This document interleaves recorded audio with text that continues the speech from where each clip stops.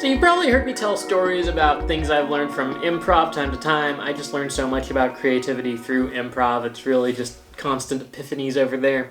But one of the big ones was kind of funny. I realized after doing shows for a little while that oftentimes people would come up to me after my show. They'd say, hey, good job. I thought you were funny out there.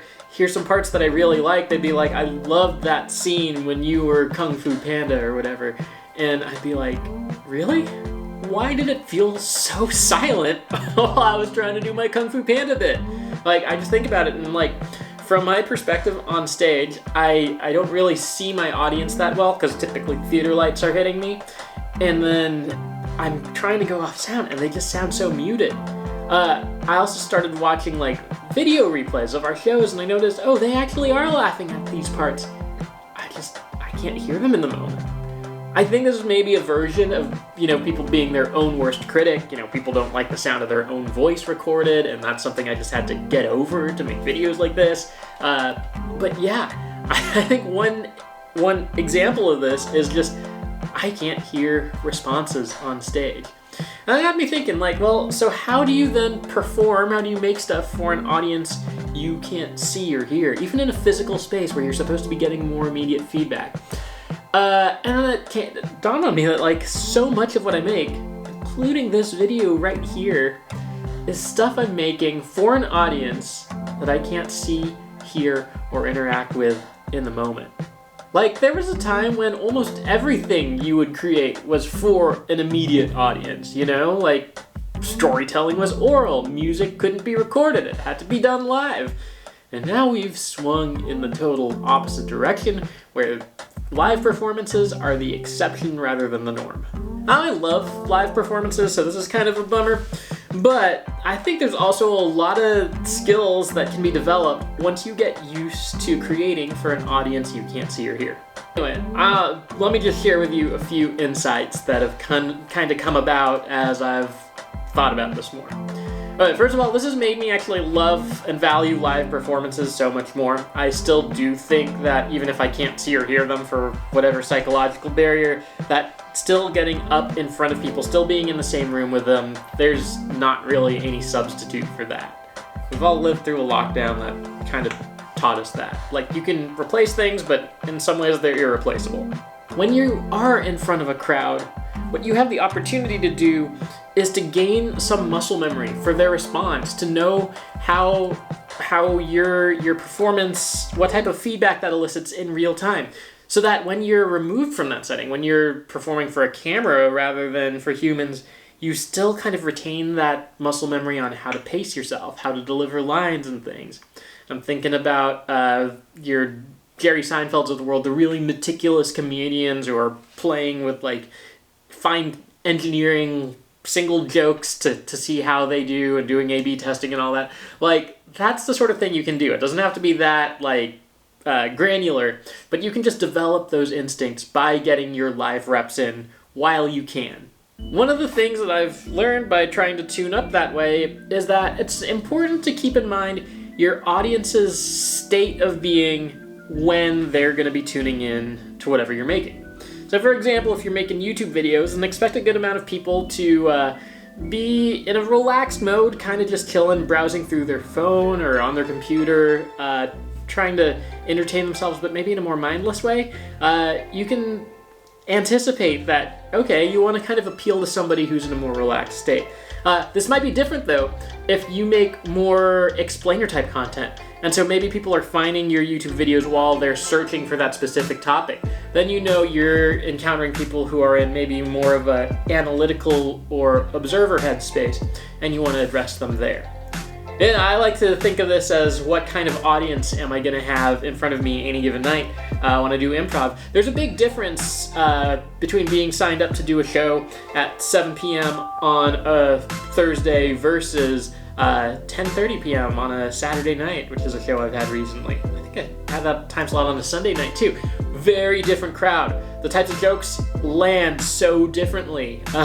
You can kind of imagine some of the differences. So being able to anticipate that, even from online viewers, from non-physical audiences, is really helpful. Another takeaway, get used to watching people watch your work, which feels really weird and uncomfortable, but it's again, like hearing your own voice recorded, it's a thing to get used to. You know, have you ever made like a YouTube video and told your friend to watch this, and then you realize like it's cool, you made it so that people can watch it, so it's cool that they're watching it, but then you realize you then have to watch them watch it, and you're just kind of standing there watching their reactions like, oh, okay.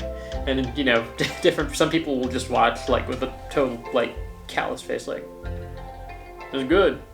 And other people are like laughing and reacting the whole time, but you're also like, are you just humoring me? What's going on, man?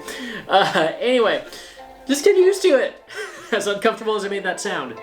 By paying attention to people's responses when you do get to see them, you're again developing these instincts, developing your sense for how to play to those when you don't have that observer status. Not being able to hear or see your audience is also an opportunity to just develop confidence in your own voice. You know? A lot of times that's all it is. You have to believe in what you're doing. You have to sell it. Even if the thing you're speaking to is actually a piece of camera equipment. You can tell a lot of creators at the beginning of their journey are a little bit more hesitant, you know, a lot of, we're on. So I wanted to talk about this thing versus folks who realize like, okay, this is actually, you know, just not too different from being face to face with somebody or in the same room. I'm going to see if I could bring the energy and make it convey itself through a camera lens. The de facto disclaimer, of course, with confidence is you don't want to be delusional about your own voice. So if you have the opportunity, if this is something you're serious about, find people to give you professional feedback. Get a coach. Like, coaching is really valuable to have somebody who's trained, who's willing to give you the feedback rather than just compliments. That's helpful. Do that. Now, another thing this reminds me of is a tip that I just apply to so many different things, and it's to make room, nurture your micro audience. What's a micro audience? You know, sometimes people say to create things that are for a certain person in mind, because you're going to make it so specific to that person that it's going to be so pointed and it'll land well, and it'll actually resonate with more than one person because that person shares some qualities with other people. But giving it that specificity to begin with is a really strong foot to lead off. You know, and that's great advice, but I also find that it's not always the most practical. What I found more helpful is to think of an audience of about 10 people. You know, give myself a little bit of a range of people who might be watching, but not too big. The idea is that you think of what these people have in common, and so now you're starting to play to not just the individual, but the shared space, and I think that's really valuable. Whether you're performing live or not, think about who your micro audience is. If you could have any 10 people watch this thing, which 10 people would you pick? And don't just pick people because it's Steven Spielberg and I could get a movie break out of this. Think of people who you just genuinely want to see your thing, who might not pass it on forward any further. You just want them to see it for their own response. So again, so much of modern creativity is all about learning how to perform when you don't have a live audience, when you can interact with immediately. It's awesome when you have that. It's just becoming more of the exception than the norm, and that's the world we live in. So keep developing those instincts, make it muscle memory. You got this. Have fun when you're performing, and realize just because I am currently speaking to a camera with no one else in the room doesn't mean that this won't be heard by someone just like you. Okay. I don't know where I was going with that riff. See you later.